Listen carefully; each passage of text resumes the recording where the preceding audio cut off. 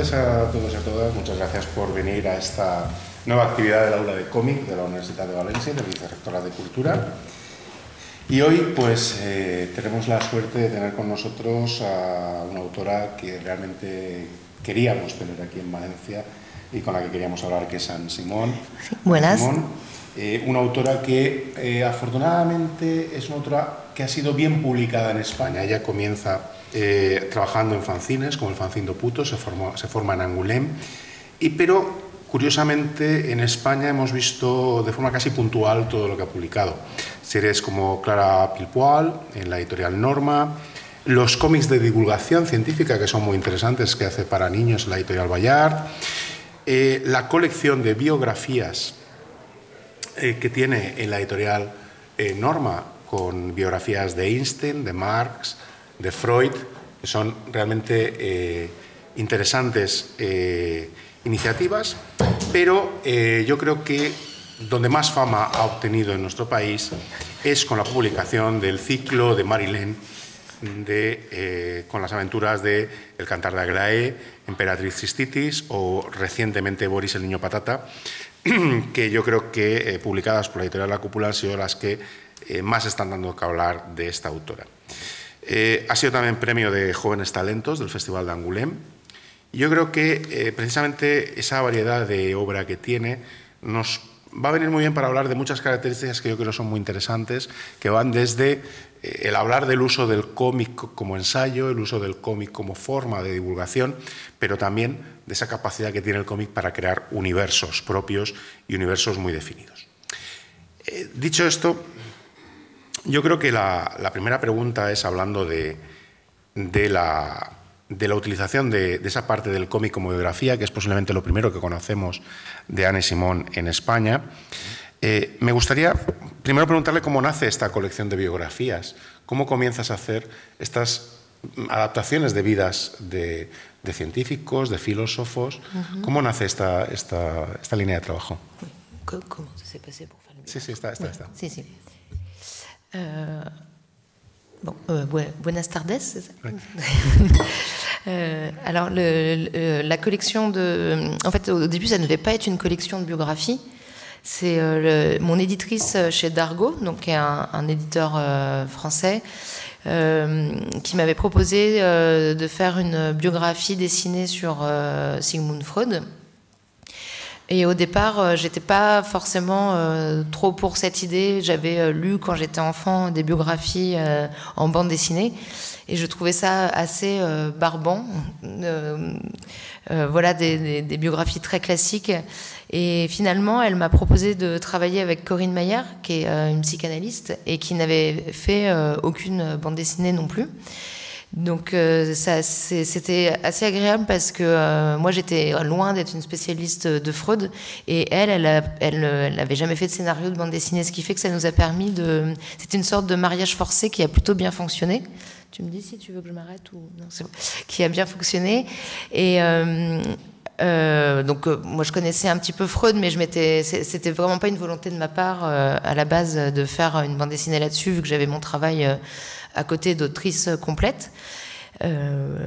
Voilà, donc, et puis comme ça avait plutôt bien marché, après le but c'était un peu de parler des figures importantes du XXe siècle. Donc voilà, ensuite on a voulu parler d'un aspect économique avec Marx et ensuite avec Einstein pour le côté scientifique. Donc c'est devenu une sorte de collection, mais c'est vrai qu'au bout de 3 biographies, j'avais senti le besoin quand même d'arrêter parce que je voulais pas faire uniquement ça. Et en plus j'avais un problème, c'est que dans mes bandes dessinées plus personnelles, je dessine quasiment jamais d'hommes. Et là, alors j'ai été servie parce que j'ai dû quand même dessiner beaucoup de moustaches et de costumes 3 pièces. Mais voilà, c'était intéressant. Et puis, il ne faut pas oublier que tous ces grands hommes ont eu une importance. C'était aussi une manière aussi de parler des femmes qui les entouraient, quoi.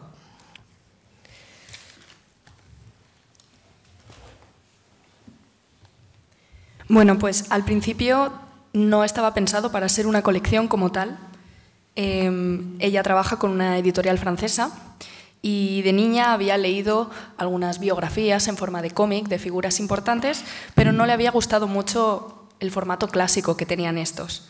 Sin embargo, su editorial le propuso trabajar junto a una psicoanalista bastante más instruida respecto a Freud, porque ella y la psicoanalista nunca había trabajado en cómics.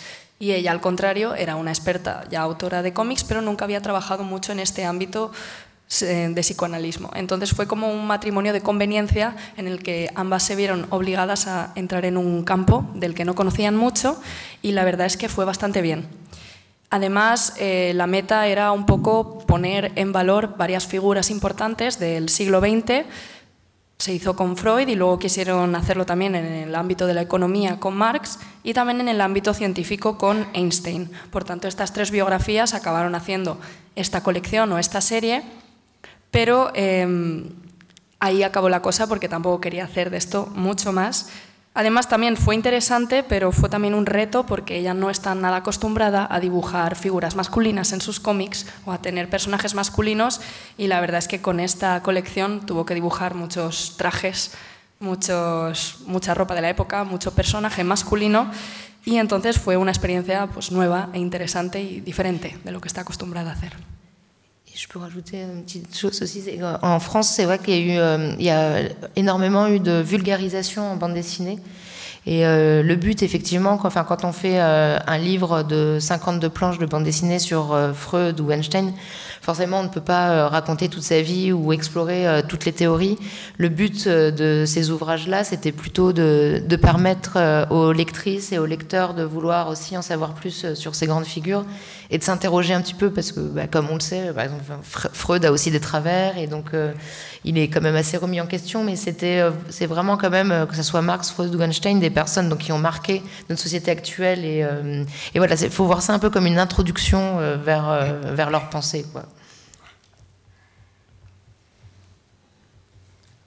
Además, quería añadir que se ha vulgarizado mucho en Francia el uso de los cómics, y que al final en 52 páginas o en varias viñetas no puedes contar toda una biografía o toda la historia de unos personajes tan importantes como pueden ser Marx o Freud. Sin embargo, que esta colección se hizo sobre todo para dar un poquito de información a los lectores sobre quiénes fueron, no contarlo todo, obviamente, pero al fin y al cabo fueron personas que marcaron mucho y han tenido mucha influencia en la sociedad actual, entonces se hizo como objetivo de que la gente estuviera un poco más informada de quiénes fueron. En estas biografías a mí me parece muy interesante el hecho de que no se adapta la biografía de forma canónica, de forma la tradicional traslación cronológica de los hechos, sino que intentas ir un poquito más allá, y hay mucho juego simbólico, hay muchas páginas donde trabajas con elementos simbólicos que transforman un poco los conceptos que quieres explicar de estos autores. Es ir un poquito más allá del uso del cómic tradicional para buscar esa posibilidad de la imagen para la divulgación de conceptos más complejos. ¿Cómo te planteabas esta introducción de elementos más diferentes en la obra? Oui, ça c'est ce que j'aime toujours faire en fait dans mes bandes dessinées, pour essayer d'éclater un petit peu ce qu'en France on appelle le gaufrier, c'est-à-dire la page de bande dessinée très classique avec des cases carrées qui se suivent les unes les autres. Moi j'essaye vraiment d'imaginer chaque page comme une sorte de tableau, et c'est surtout que j'essaye aussi de m'amuser sur les mises en scène, les mises en page, parce que en fait, si moi je m'ennuie, je me dis que les gens qui vont lire les livres vont s'ennuyer, donc autant essayer de rendre ça un petit peu plus ludique. Et justement, là, comme c'était un travail en collaboration avec Corinne Meyer, elle m'a pas du tout donné un scénario très très précis. J'ai vraiment pu m'amuser, par exemple, quand Freud a été un peu celui avec lequel on pouvait plus s'amuser, parce que forcément il y a beaucoup de scènes qui peuvent être oniriques avec l'interprétation des rêves et tout. Mais par exemple, si je le fais se balader dans Vienne à l'époque voilà, où il a vécu, j'essaye par exemple de dessiner une grande vue de la ville et de lui se faire se balader en petit plusieurs fois dans la page, plutôt que de faire une série de vignettes identiques où on aurait simplement des dialogues. Voilà, donc, et ça c'est ce que j'essaye à chaque fois, à chaque page, de me renouveler, en tout cas pour essayer voilà, que ça soit un petit peu moins, comment dire, un peu je ne sais plus mon français, ça y est, que ça soit moins barbant, en gros. Voilà. Bien, pues hay un concepto en francés que se llama la gofrera, que hace referencia a, digamos, la disposición clásica de los cómics de viñeta, viñeta, viñeta, cuadrado, todo del mismo tamaño, diálogo, y eso es algo que a ella no le gustaba mucho y quería un poco hacer algo más original, ¿no? Y que cada página más bien fuera un cuadro. Y ha jugado mucho con este concepto también y se divirtió mucho porque ella decía, si yo me aburro viendo una viñeta clásica o un formato clásico, mi lector también le pasará lo mismo. Y cuando hizo esta colaboración con la psicoanalista, además en el caso de Freud no tenían como un escenario concreto, entonces jugaron mucho con el no crear viñetas iguales, hacer igual una viñeta muy grande del paseando por la ciudad, luego otra muy pequeña, un poco para jugar y ser originales, ¿no?, en este ámbito del cómic, para que cambien, para renovar y para que fuera menos tedioso. Et je pense que c'est un exemple que je donne souvent. Quand j'étais plus jeune, j'avais lu un livre qui s'appelle Le Petit Cirque de Fred, qui est connu pour être l'auteur de Philémon. Et lui, il joue beaucoup aussi là-dessus, sur l'éclatement en fait, des cases. Et j'avais, dans ce livre-là, Le Petit Cirque, c'est donc, rapidement, ça raconte une famille qui habite dans une roulotte assez pauvre.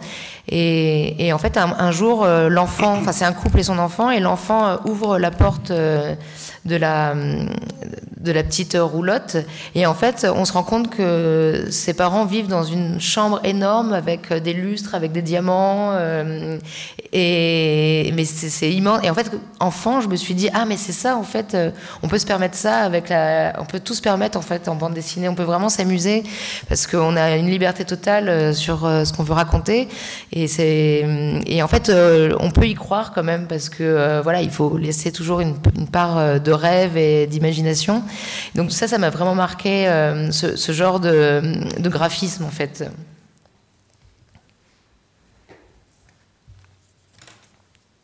De joven leía mucho, hay un cómic llamado Le Petit Cirque, El Pequeño Circo, que también juega mucho con digamos, este formato de viñetas originales, cambiar un poco el formato clásico. Y para dar un poco de contexto, este cómic habla sobre una familia que vive en una caravana muy pobre, es un matrimonio y el hijo, y un día el hijo sale de la caravana y descubrimos con los dibujos de las viñetas que en verdad, aunque la caravana tenga aspecto de pobre, es un lugar enorme, con mucho lujo, con diamantes, bastante grande, y eso le marcó mucho esta forma de, mediante el dibujo o unas viñetas originales, todo lo que puedes crear nuevo con el cómic y ser original, toda esta libertad, todo este espacio para la imaginación que se puede crear, y a ella le gusta mucho jugar con este aspecto del grafismo. En paralelo a esta labor, que podríamos decir de ensayo gráfico, de trabajos de biografía, has trabajado también en divulgación científica, en divulgación, has hecho ensayos en la serie de Sociorama, has trabajado esa línea, digamos, de ensayo, por así decirlo. Tienes otra obra que es la obra que, digamos, más se te conoce aquí en España, que es Los cuentos de Marilén. ¿Cómo nace una obra donde lo que vas a buscar es crear un universo propio? ¿Cómo nace la idea de Los cuentos de Marilén? C'est dans mon cerveau, il se passe beaucoup de choses. Enfin, non, c'est, en fait, parce que je ne sais pas exactement vraiment comment ça a commencé. Moi, je viens vraiment du milieu du fanzina, donc des fanzines, avec...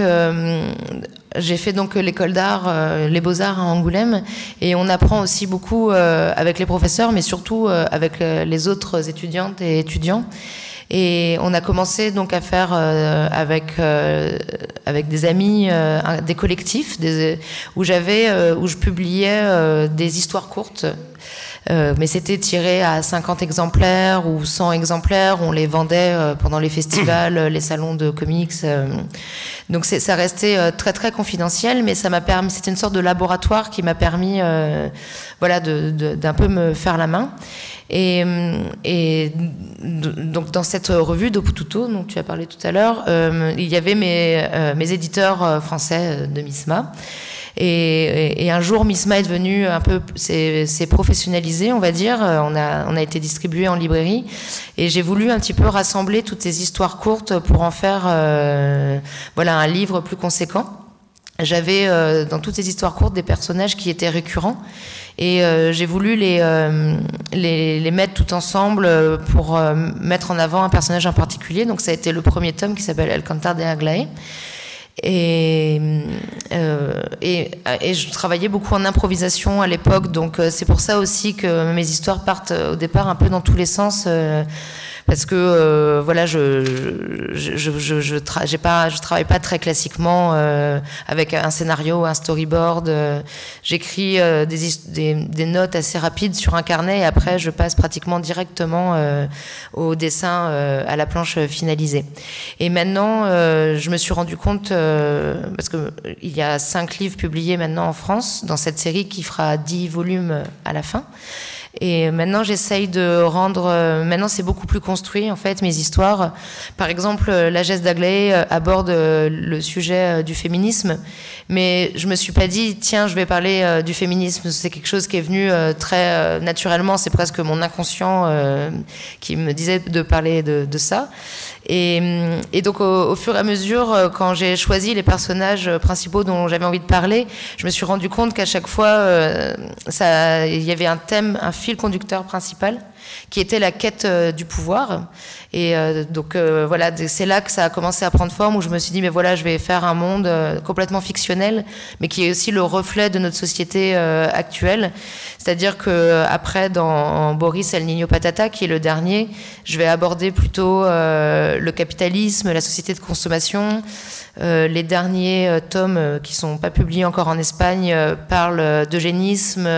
Donc voilà, tout ça, ça devient de plus en plus construit. Mais au départ, c'était vraiment une sorte de pelote qui partait dans tous les sens, et où petit à petit, je remets, en fait, je fais le tri, je remets tout ça d'aplomb pour faire une sorte de grande saga. Mais c'était vraiment pas forcément voulu au départ. Désolée.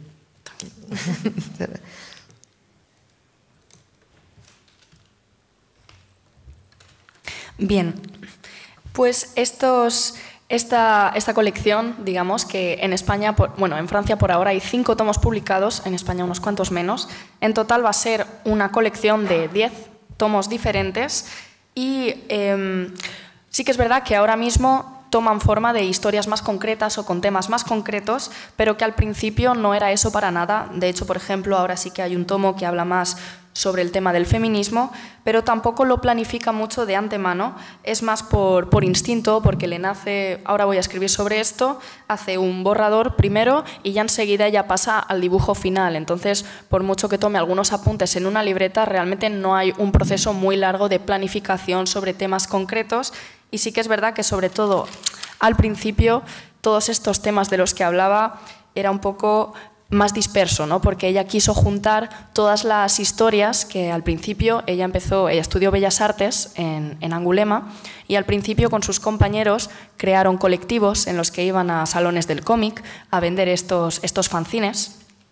Y un día, cuando ya se volvió profesional, ya entró en contacto con la editorial con la que trabaja hoy en día, quiso reunir todas estas historias que también tenían personajes recurrentes, pero que hablaban un poco de todo, y fue juntándolos en diferentes temas. A ella le gusta mucho trabajar con la improvisación, y además todo este origen de vender fanzines le dio mucho rodaje de cara a volverse una autora profesional. Sí que es verdad que según ha ido pasando el tiempo, ha ido volviendo más concretos los temas de los que habla igual en cada tema. Por ejemplo, uno de los últimos, que es el de Boris el Niño Patata, se centra más en el tema de la economía, y que por mucho que ella ha creado un mundo ficticio, este mundo no deja de ser un reflejo de nuestra sociedad. Por eso también siempre va eligiendo temas ahora más concretos, pero en su origen la idea no era esta, simplemente ha ido volviéndose más concreta con el tiempo. Eso se ve muy bien, efectivamente, en El Cantar de Aglaé, ese inicio donde aparecen múltiples conexiones, múltiples influencias. Parece que comienzas con la mitología, pasas a, digamos, las referencias de cultura popular, los cuentos. De alguna manera hay toda una serie de hervidero de influencias, una cantidad de influencias que se van mostrando. ¿Cuáles son las influencias que tú tenías en ese momento o que iban llegando para crear el mundo de Marilyn? Oui, alors il y a une grosse influence aussi, c'est les Beatles par exemple, parce que je donne, il y a certains de mes personnages qui ont des noms de l'album Sgt Pepper. En fait, quand j'étais étudiante, quand on est dessinateur ou enfin voilà, quand on écrit des histoires, il y a ce qu'on appelle l'angoisse de la page blanche, c'est-à-dire qu'on ne sait pas très bien comment commencer une histoire. Et pour ça, moi, je me donnais en fait des contraintes. Et bizarrement, se donner des contraintes peut permettre de fil en aiguille d'avoir de nouvelles idées. Et j'ai toujours apprécié en fait essayer d'être surprise par un peu comme les surréalistes faisaient avec l'écriture automatique. Et au départ, ce que j'avais fait, par exemple, c'est que je prenais des chansons. Des textes de Paul McCartney et des poésies de Raymond Queneau, qui est un écrivain français. Et je prenais une phrase de l'un, une phrase de l'autre, et je prenais une phrase de l'un, une phrase de l'autre, et puis je continuais comme ça. Et ça me faisait une nouvelle histoire, en fait, de mélanger ces deux univers. Et à côté, je faisais un dessin en référence. Donc, ça me permettait de trouver... en fait, c'était autant... en fait, ça me permettait aussi de me surprendre au niveau du dessin, avec l'écriture au départ. Enfin, c'est un peu difficile à expliquer. Et après, la mythologie, je pense que c'était une source, la mythologie grecque et romaine, une source assez inépuisable, en fait, parce qu'on a tous lu ça, je pense, quand on était enfant. Et moi, ça m'a toujours questionné, par exemple, les contes pour enfants et la mythologie, d'ailleurs, par rapport, par exemple, à la situation des femmes. Enfin, moi, déjà, quand j'étais enfant, je me disais, mais Zeus, il se transforme en animaux, et il peut tout se permettre, il enlève des nanas, il les viole, tout va bien, quoi. Enfin, donc tout ça, je pense que j'avais envie d'essayer de remettre en fait tout ça à ma sauce pour essayer de créer la mienne. Et après, c'est ce que j'aime aussi lire en littérature également. Par exemple, j'aime beaucoup Léo de Hurlevent, des Sœurs Brontë, avec des histoires romantiques, avec énormément de personnages très troublés. Et donc, en fait, je pense que toutes ces influences se sont mélangées et au bout d'un moment, je les ai digérées, on va dire, assez naturellement sur mon papier. Et après, j'ai des influences qui sont venues vraiment inconscientes. Je me suis rendu compte de dessins que je faisais quand j'étais enfant, qui sont revenus une fois adulte. Et c'est vrai que je compare aussi souvent les contes du Marilyn. Pour moi, c'est un peu comme si j'étais à l'époque... quand on est enfant, qu'on s'invente des histoires qui sont vraiment infinies, en fait. Quand on joue avec des petits personnages, on essaye de voir les liens qu'ils peuvent avoir entre eux. Donc, il peut y avoir des histoires d'adultère, de meurtre. Et j'ai un côté aussi un peu despote, parce que je peux aussi les tuer quand je veux. Quand j'en ai marre de les dessiner, je peux décider de les tuer, de les faire revivre. Et je m'amuse vraiment un peu comme un enfant dans sa salle de jeu, quoi.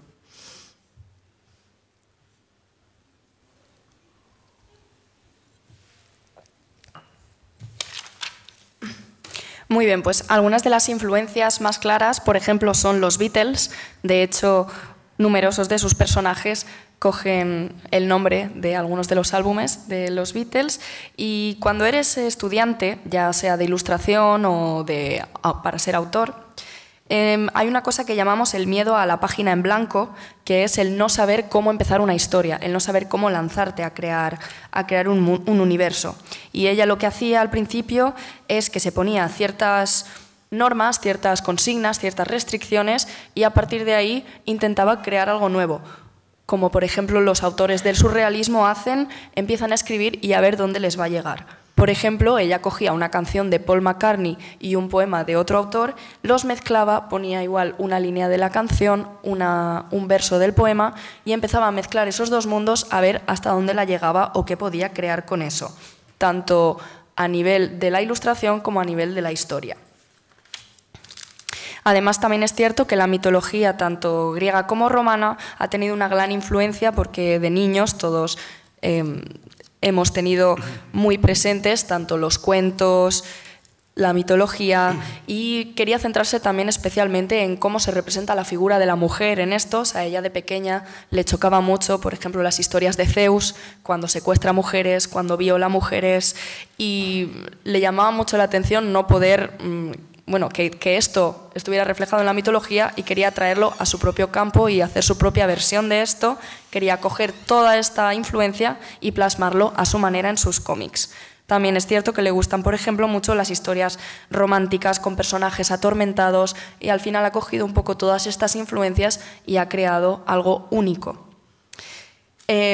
Además, también es cierto que tiene varias influencias de las que a priori no era consciente y se ha ido dando cuenta con el tiempo al ver sus cómics, que eran sus dibujos de la infancia, que volvió a plasmar un poco ese estilo de adulta y sin darse cuenta, y luego lo ha ido viendo. Y que se siente un poco como un niño cuando tienes ahí historias un poco infinitas, cuando creas personajes que no realmente puedes matarlos cuando quieras o cuando te canses de ellos, que puedes crear historias de asesinatos, de adulterios, como puedes jugar un poco en ese mundo propio, porque al fin y al cabo es tuyo y que es como un poco como su patio de recreo. Tenemos algunas imágenes que podemos comentar de... On commente, oui. ¿Sí? Estas imágenes son, digamos, influencias que tú has tenido a la hora de ir haciendo tu obra, de imágenes como, por ejemplo, esta que tenemos aquí de un circo, de un elemento, donde el personaje se llama precisamente como... Si, como el personaje oui, que tú utilizas en aquel oui, mais en fait, cette affiche de cirque est très ancienne, et c'était John Lennon qui l'avait vue... il avait vu une publicité dans un journal, et en fait lui a décidé d'en faire une chanson donc qui s'appelle Being for the Benefit of Mr. Kite, qui est dans l'album Sgt. Pepper, et en fait c'est un de mes albums préférés des Beatles, parce que chaque chanson raconte une histoire, et à la fin ça fait tout un univers, et quand j'étais adolescente ça m'avait vraiment énormément marqué en fait. Enfin, je crois vraiment que j'aime qu'on me raconte des histoires, et je pense que c'est pour ça que j'en raconte à mon tour. Et donc en fait, c'est cette affiche de film qui a inspiré John Lennon et qui m'a inspiré à mon tour.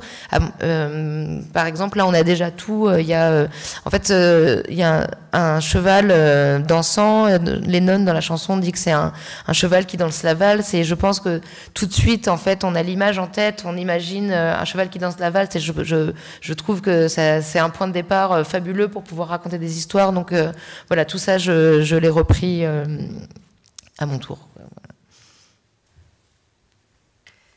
Sí, de hecho, este cartel en concreto fue John Lennon el que lo encontró y le inspiró mucho. Era un anuncio en un periódico de una película, y a John Lennon le inspiró sobre todo para la canción The Benefits of Mr. Kite, que aparece en el álbum Sgt. Pepper, que mencionaba antes, que es un álbum que ha tenido mucha influencia en el estilo de ella.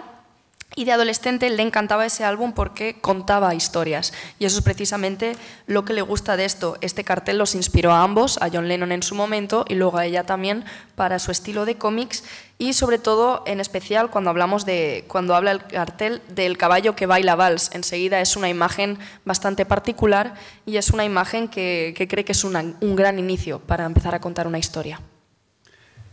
Otra imagen muy interesante es esta, porque es una imagen de la mitología clásica, en donde hay una rebelión de la mujer contra el tirano, que es precisamente el inicio del Cantar de Aglaé, ¿no? Oui, en fait, c'est Judith là qui décapite Holoferne, et c'est Artemisia, donc c'est une peintre femme qui l'a peint, parce que ça a été aussi fait peint par le Caravage, mais j'ai choisi plutôt de mettre cette version-là. Et alors ça, en fait, j'avais été à Naples, au musée Capodimonte. J'aime vraiment en fait, quand je vois des tableaux de la Renaissance, c'est vraiment les personnages, les humains en fait qui m'intéressent, on va dire, plus que les natures mortes. C'est vrai que ça peut paraître un petit peu violent, mais en fait, ce tableau, bon, je vais pas faire une analyse du tableau parce qu'on n'a pas le temps, mais moi après dans mes histoires. Dans El Cantar de Aglaé, ça commence avec le peuple en fait est complet. Je recommence. Il y a un tyran en fait qui est à la tête du pays, Et donc les femmes n'ont plus aucun droit, et une femme donc, qui s'appelle Aglaé va un jour libérer ce peuple en décapitant le tyran. Donc c'est vraiment, bon, c'est vraiment une... Alors en plus c'est une scène que j'ai bien aimé dessiner bizarrement, mais parce qu'après je sais que par exemple sur ce tableau il y a eu des analyses vraiment très limites en disant que c'était la femme qui voulait castrer l'homme et tout, mais on n'est pas obligé de se lancer dans des choses comme ça. C'est là en fait Aglaé devient en fait une héroïne et devient à son tour reine du pays parce que elle assassine le tyran qui s'appelle Von Krantz dans la bande dessinée. Et Von Krantz, lui, par contre, a été inspiré par Kadhafi. J'avais lu le livre d'une journaliste qui, en fait, racontait comment Kadhafi, en fait, prenait des jeunes femmes pour en faire ses esclaves sexuels. Et en fait, dans mes fictions, je me rends compte que je suis toujours en deçà de la réalité, que la réalité est toujours beaucoup plus cruelle que ce qu'on peut raconter dans un monde imaginaire, en fait. Mais, donc voilà, donc ça peut être aussi inspiré par des personnages plus récents aussi. Je ne sais pas si je suis très claire.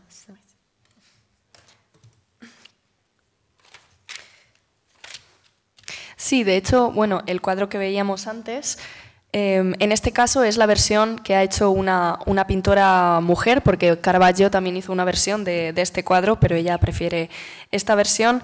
Y que, por ejemplo, en Nápoles, en los museos, a ella le encanta ver los cuadros del Renacimiento y le parecen mucho más interesantes las figuras humanas que se dibujan en este estilo que las de la naturaleza, y que, bueno, que tampoco va a entrar en un análisis completo del cuadro porque tampoco tenemos tiempo, pero básicamente tanto la historia del cuadro como la del cómic es que hay un tirano que es líder de un país y por tanto las mujeres han perdido todos sus derechos, y un día hay una heroína que decapita a este tirano y así libera al pueblo.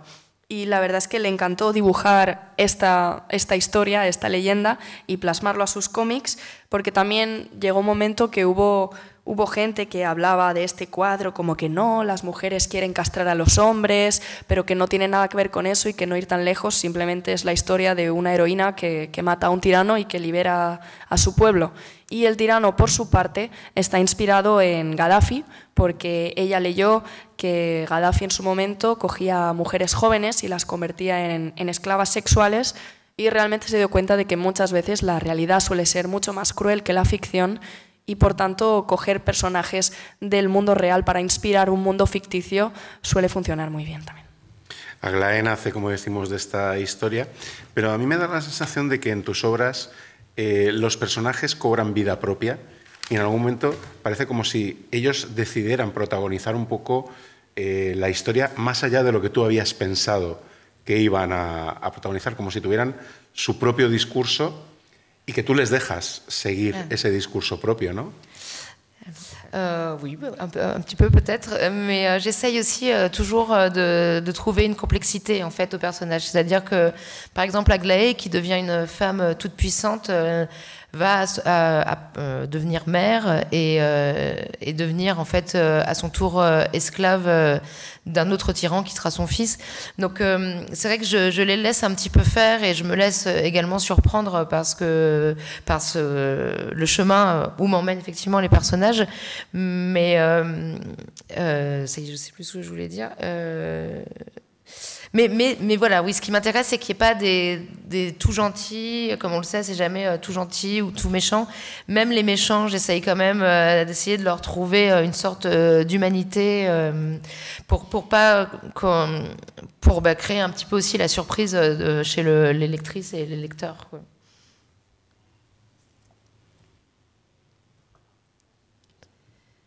Bueno, sí que es el caso que siempre busca crear un poco de complejidad, ¿no? para los personajes que escribe y que en el caso de nuestra heroína, por ejemplo, es un personaje que se vuelve muy fuerte, muy poderoso, pero que al final también va a ser madre y acabará siendo un poco esclava de otro tirano que va a ser su hijo. Y que sí que es verdad que a ella no le gusta hacer ni personajes muy buenos ni personajes muy malos, siempre, incluso los villanos, siempre busca darles un poco esa humanidad, ¿no? Para que al final siempre vaya a sorprender más a los lectores y a las lectoras. Precisamente encaja muy bien con lo que iba a preguntarle, porque hay una cosa que caracteriza también a tus personajes, que es el asumir sus errores. Tus personajes meten la pata, tienen errores.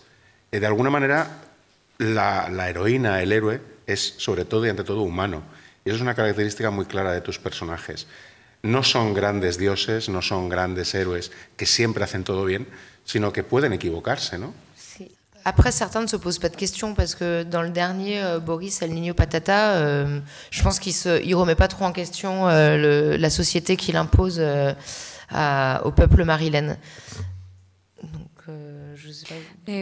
Sí, suele ser el caso de la mayoría, sin embargo no de todos. Por ejemplo, Boris el Niño Patata no cuestiona mucho el estado de la sociedad que existe en el universo de los cuentos de Marilène.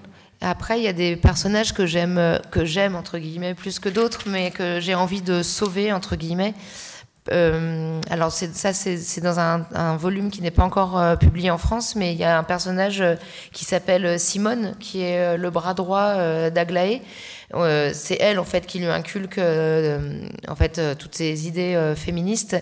Et dans le dernier tome paru, Simone commence à faire n'importe quoi et va tomber dans une folie eugéniste en essayant en faisant une école pour petites filles à qui elle bourre le crâne d'idées assez particulières.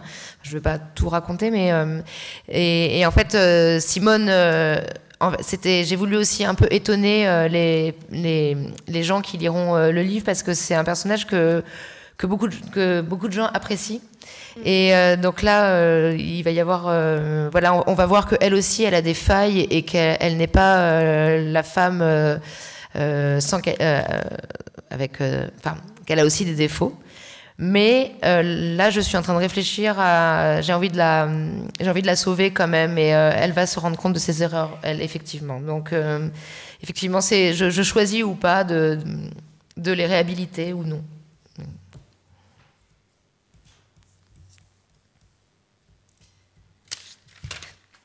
Bueno, además de hecho, sí que es cierto que tiene debilidad por algunos personajes más que por otros, o a algunos le gustan más que otros, y en el caso de los que más le gustan siempre va a intentar como salvarlos o redimirlos un poco. Por ejemplo, ahora en un tomo que todavía no ha salido está el personaje de Simón, que es un poco el brazo derecho de Aglaé, y va a llegar un punto en el que se va a volver un poco loca, va a crear un poco una escuela para niñas en el que les va a inculcar algunas ideas un poco particulares, sin contar mucho más para no hacer spoilers. Y cree que este personaje de Simón, que es bastante querido por los lectores, va a causar una sorpresa por este cambio que va a dar, y va a mostrar también sus defectos y va a mostrar otra cara del personaje, pero que al final va a querer un poco salvarla o redimirla, porque es un personaje que le gusta mucho. Entonces, al fin y al cabo, según la afinidad que tenga con cada personaje, ella elige si salvarlos o no. Esa humanidad de los personajes entronca directamente con Claire Bretécher. Es otra de tus grandes influencias, ¿no? Si, mais c'est une des autrices de bande dessinée les plus importantes. Donc, pendant longtemps, en fait, il y a eu très peu de femmes qui faisaient de la bande dessinée en France. Et là, je me rends compte qu'en Espagne, justement, il y a beaucoup de jeunes autrices, en France également. Et on est de plus en plus nombreuses. Et moi, je trouve que c'est une très bonne nouvelle. Et Bretécher, oui, a vraiment, elle est traduite en espagnol, parce qu'elle joue beaucoup sur elle a une langue particulière, elle fait beaucoup de jeux de mots, donc je pense que ça ne doit pas être très évident à traduire. Mais elle a vraiment, je pense qu'elle a influencé énormément de gens de ma génération. Et en un dessin, là, c'est très drôle ce qu'elle raconte d'ailleurs. Mais oui. Sí, de hecho es otra de las grandes influencias. Esta autora es una de las autoras de cómics, de hecho, más populares.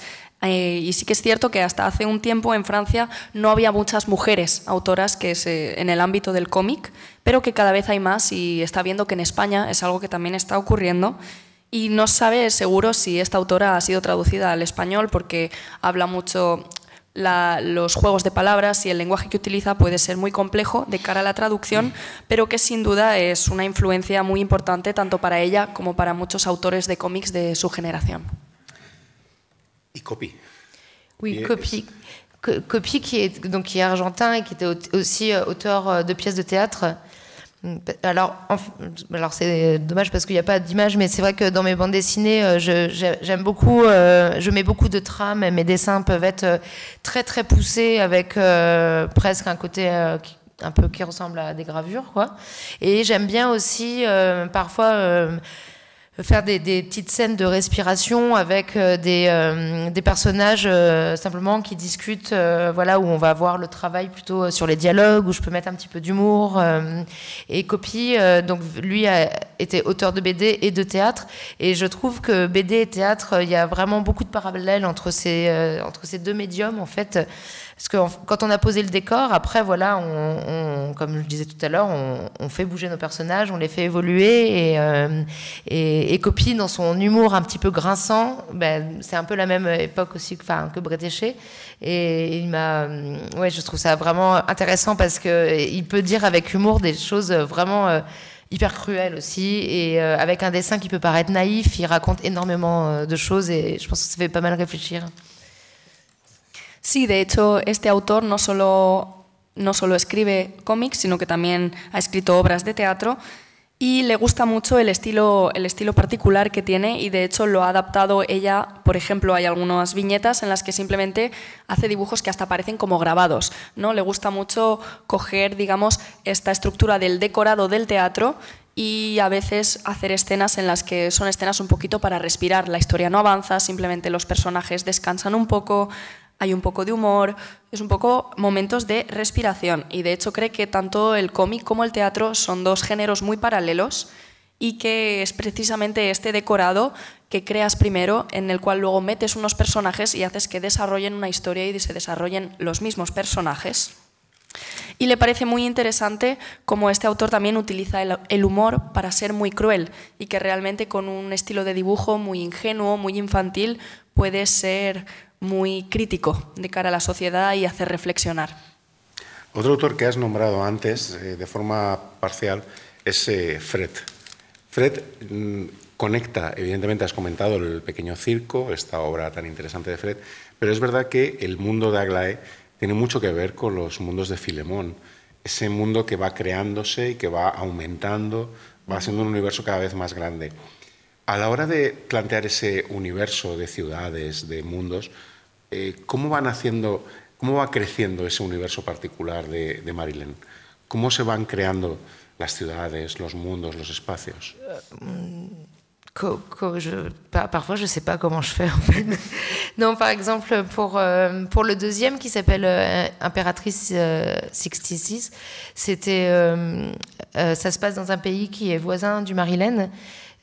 Parce qu'en fait, j'avais été à Pékin, enfin visiter la cité interdite, et j'avais appris, on m'avait raconté l'histoire de l'impératrice Cixi qui avait vraiment existé et ça parle beaucoup on m'avait raconté que cette impératrice au début du XXe siècle, donc c'est très récent, prenait des hommes pour en faire des esclaves eunuques, et j'avais trouvé que c'était assez abominable, et c'est à ce moment-là que j'ai inventé un pays à côté du Maryland. Donc ça peut être des choses que je vais visiter, des tableaux. Là, il y a aussi une île en fait où certains personnages du Maryland vont aller en exil en fait, et qui va se rapprocher de Lampedusa, qui est un peu, enfin voilà, je vais faire un parallèle parce que j'ai envie de parler de l'immigration et de l'exil en fait. Donc j'ai dessiné, là je suis en train de dessiner une carte vraiment, une vraie carte comme une carte géographique où petit à petit je rajoute en fait tous mes éléments. Et j'ai aussi une grande frise. Alors malheureusement c'est compliqué à faire parce que je n'ai pas de date, je peux pas dire en 1400 il s'est passé ci ou ça, mais j'ai toujours dans des carnets en fait une carte dessinée qui s'agrandit au fur et à mesure et une frise chronologique où je rajoute des éléments à chaque fois, quoi.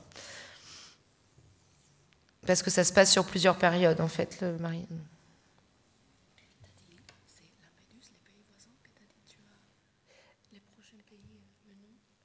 C'est Lampedusa, oui, mais c'est une vraie île qui existe. Ouais, voilà, oui. Mais moi, je l'appelle autrement, quoi. Okay. Voilà. Bien. Pues la verdad es que a veces no sabe muy bien cómo va creciendo, depende un poco de la situación. Por ejemplo, en el segundo tomo, El Emperatriz 66, aquí creo... Perdón. 66. Se creó un país vecino al de Marilyn, y en este caso concreto esa inspiración para ese país vecino fue que ella visitó Pekín, visitó la ciudad prohibida, y una vez estando allí le hablaron de una emperatriz que existió y que a finales del siglo XX, es decir, una historia bastante reciente, ella cogía a hombres y los convertía en esclavos, eunucos, y es algo que le pareció terrible. Y a raíz de esto se inspiró para crear un poco este país vecino con esta historia en concreta. Entonces va siendo un poco así progresivamente las historias que le van viniendo o el momento en el que está va inspirando un poco cómo se va ampliando este universo de vez en cuando con cosas reales. Sí que es verdad que tiene un mapa y que en los cuadernos en los que va escribiendo y dibujando cada vez va ampliando un poquito ese mapa. De hecho, ahora en uno de los próximos tomos ha cogido como inspiración también la isla de Lampedusa y también va a querer tratar temas como la inmigración, por ejemplo. Entonces varía mucho esta inspiración de cara a seguir ampliando el universo, porque sí que es cierto que ella no puede hablar de fechas concretas o de lugares concretos, ya que al fin y al cabo es un mundo propio y original, no puede decir en el año 1400 tal ocurrió cierta cosa, pero va cogiendo inspiraciones de lugares o cosas reales y va añadiendo partes a este mapa que tiene.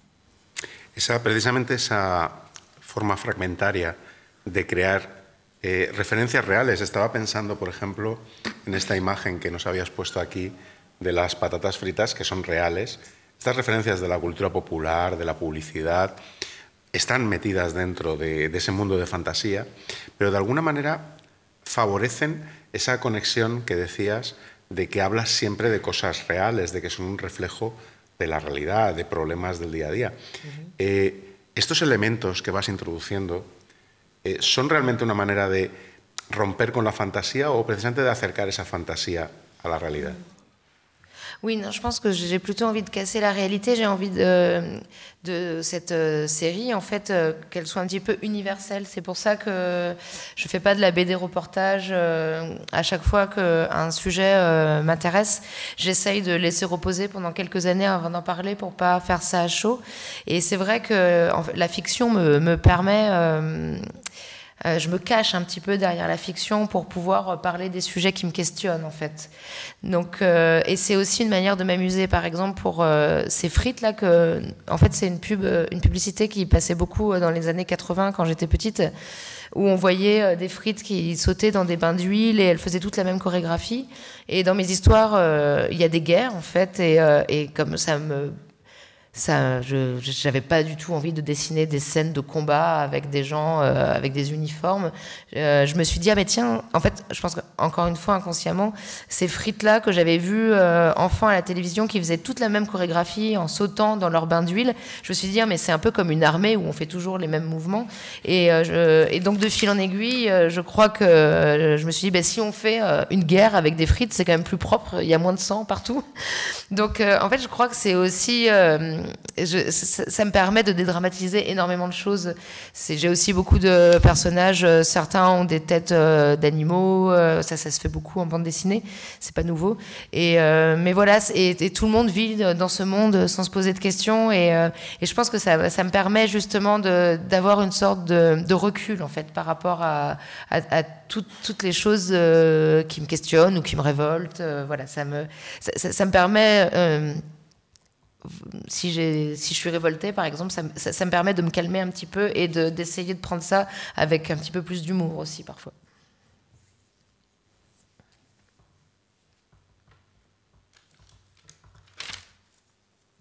Bien, sí que es cierto que le gusta más utilizar estas referencias reales precisamente para romper esta realidad, porque al fin y al cabo sí que escribe cómics y pretende que sean universales, no pretende que sean, por ejemplo, cuando hay temas muy concretos, ella no se dedica a hacer cómics cómics de reportaje.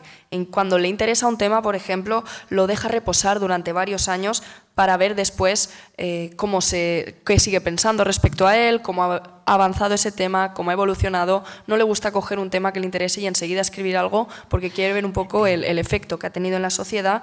Y en este caso de las patatas fritas, pues es un anuncio de los años 80 que se veía mucho en Francia. Y pues las patatas eran como todas iguales, hacían los mismos movimientos, parecían una especie de ejército. Y ella en uno de sus cómics tiene escenas de guerra, sin embargo no le apetecía mucho dibujar una escena de guerra como tal, con personajes humanos, con sangre, con todo lo que eso conlleva. Y entonces se le ocurrió, ¿por qué no?, dibujar una escena de guerra pero con patatas fritas, que al fin y al cabo pues va a haber menos sangre, va a ser más limpio, como que va a romper un poco también la seriedad y va a crear otro efecto. Eso es algo que se utiliza bastante en el mundo de los cómics, por ejemplo, utilizar animales como personajes para romper un poquito esta realidad a la hora de tratar temas oscuros o temas serios como puede ser la guerra, y que de esta forma se aleja un poco de la realidad y es una forma que ella tiene también de calmar esas inquietudes o esos temas, digamos, más serios y de plasmarlos de una forma un poco más tranquila. Llevamos ya un buen rato, no sé si tenéis preguntas que hacerle a Anne Simón, ya que la tenemos aquí. Si alguien quiere hacer alguna pregunta, si no sigo yo, o con un par de preguntas más que tengo en cartera. ¿Sigo yo? Sigo yo. Vale. Una de las cosas que me parecen más interesantes de estos mundos fantásticos que creas es cómo se crea una coralidad de los personajes. Los personajes son corales, hay muchos personajes que van entrando, saliendo. ¿Cómo controlas esa gran cantidad de personajes que trabajas? Mais en fait, au départ, je ne contrôlais pas. J'espère que j'ai bien compris, mais je pense que c'est bon. Au départ, je ne contrôlais pas grand-chose parce que justement, ça partait un peu dans tous les sens, vu que j'avais fait des histoires courtes dans des revues. Et c'était ça qui était aussi après le plus intéressant et à faire quand j'ai dû rassembler les histoires, c'est que j'avais plein de trous en fait qu'il fallait que je comble pour pouvoir rassembler en fait les actions qui s'étaient passées.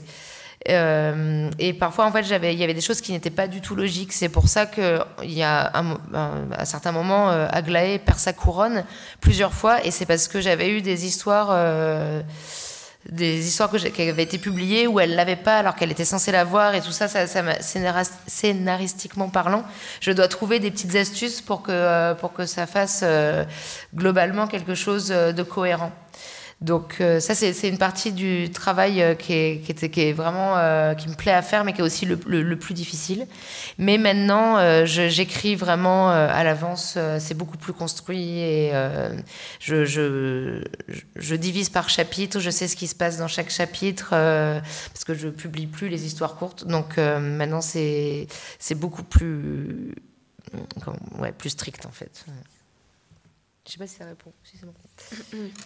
Bueno, al principio sí que es cierto que no tenía mucho control sobre los personajes, precisamente, como hemos dicho antes, porque empezó con historias cortas, había un poco de todo y partían un poco, no tenían mucho un nexo en común. Sin embargo, cuando empezó a escribir los tomos y tuvo que reunir todas estas historias, se dio cuenta de que había muchos agujeros que tenía que llenar para que todo tuviera una progresión normal y que tuviera sentido pasar de una historia corta a otra. Porque al principio, pues algunas veces no tenía mucha lógica. Es por eso que, por ejemplo, Aglaé pierde su corona en numerosas ocasiones, porque en algunas historias se dio cuenta de que cuando lo escribió no las tenía, que en otras sí, entonces tuvo que pensar formas astutas de poder unir todo esto para que tuviera así un sentido y darle un poco así de control sobre el personaje.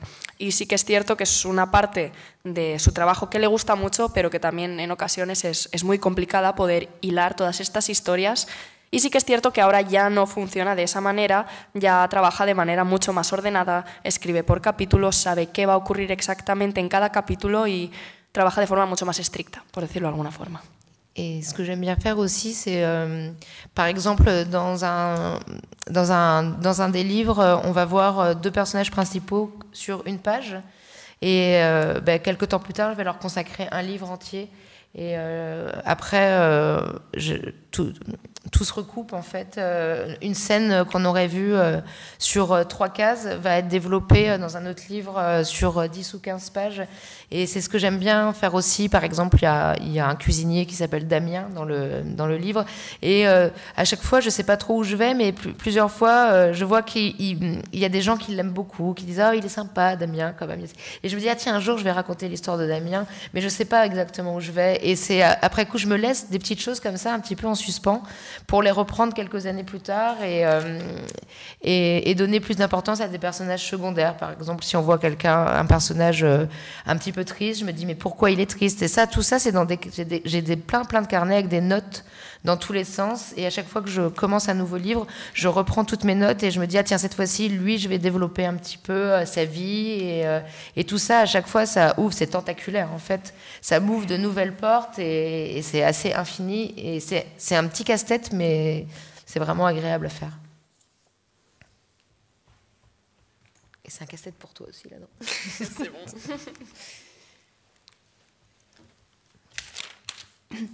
Bien, pues, por ejemplo, es cierto que en algún tomo podemos ver en una viñeta 2 personajes principales en una hoja que más tarde van a tener su propio tomo, su propio libro, su propia historia. Por ejemplo, si en un tomo hay algunos personajes que cuentan una historia durante 3 o 4 páginas, puede ser que tiempo después, en otro tomo que vaya a sacar, a esta misma historia se le vaya a volver a dedicar pues, unas 10 o 15 páginas, como 3 tomos más tarde. Va un poco cambiando, pero sí que es cierto que hay un personaje en concreto, por ejemplo, que se llama Damian, que ya ha salido, un personaje secundario, ha salido en varias ocasiones y ella se ha dado cuenta de que a los lectores les gusta mucho este personaje. Entonces esas cosas las tiene en cuenta, se lo anota y tiene una libreta en la que va anotando todo esto, que por ejemplo algún día voy a escribir la historia de Damian, voy a dar un poco más de contexto y un poco más, voy a hablar más sobre la historia de este personaje. Y va apuntando todas estas cosas, todos estos detalles, al final para crear un poco como un gran rompecabezas que poco a poco se va uniendo igual mucho tiempo después y lo saca cuando cree que llega el momento. Y sí que es cierto que le gusta mucho esta forma de trabajar, pero que en ocasiones puede ser un poco compleja o puede liarla un poco al tener tantas pequeñas cosas que va dejando pinceladas y que retoma tiempo después. Y ya para ir acabando me gustaría hacer una pregunta que engloba todo, ¿no? Y es, el ser humano utiliza la fantasía para escapar de la realidad. Utilizamos la fantasía para escapar. Pero claro, tú que eres autora de fantasía, ¿necesitas escapar de la fantasía a veces? Si, c'est pour ça que je fais justement les biographies dessinées, d'autres livres, plus de commandes. J'essaye de faire un conte du Marilène tous les 2 ans, d'en sortir un tous les 2 ans parce que je veux qu'il y ait un rythme assez régulier, mais j'ai très régulièrement besoin de m'en échapper parce que sinon il pompe vraiment toute mon énergie en fait. Mais je les ai toujours en fait dans la tête mais régulièrement j'ai envie d'arrêter ou comme ça fait plus de 15 ans que je fais ça, j'ai peur de m'essouffler. Mais j'ai toujours besoin d'y revenir et voilà. Et par contre, je n'arrive pas à faire d'autres œuvres de fiction seule que ça parce que j'ai l'impression que tout ce que j'ai à dire, c'est en fait cet univers me permet de raconter énormément de choses et de pouvoir développer vraiment voilà ce dont j'ai envie de parler quoi. Donc j'ai besoin de m'en échapper oui, régulièrement. Sí, de hecho, por supuesto que necesita de vez en cuando escapar de esta fantasía, por eso precisamente ha realizado también obras como los cómics autobiográficos de los que hablábamos al principio, porque los cuentos de Marilyn sale uno cada 2 años, porque sí que intenta mantenerlo como algo bastante, dentro de lo que cabe, constante o regular, pero que más de uno cada 2 años no es capaz, porque sí que es cierto que le drena mucho la energía y que tiene un poco de miedo, ¿no?, a cansarse de este mundo porque es agotador y que es algo que sí que es cierto que centra toda su fantasía en esta única obra y que se ha visto incapaz de crear nuevas obras de ficción porque cree que con este universo que ha creado ya dice todo lo que le apetece decir y que ya puede desarrollar todos los temas o ideas que tiene ganas de decir, así que sí, constantemente necesita escapar de esta fantasía también. Nosotros estamos atrapados por el mundo de Marilén y nos encantaría seguir viendo más volúmenes. Por desgracia tenemos que acabar porque ya llevamos una hora, pero te agradecemos muchísimo que hayas estado aquí, agradecemos a todos que hayáis venido, a Marta por la excelente traducción que has hecho y solo pedirte que veamos pronto otra obra tuya publicada en España. Acabamos de ver Boris el niño patata. Todavía quedan algunos proyectados en España. Esperemos que la cúpula los edite rápidamente. Muchísimas gracias por haber venido. Gracias.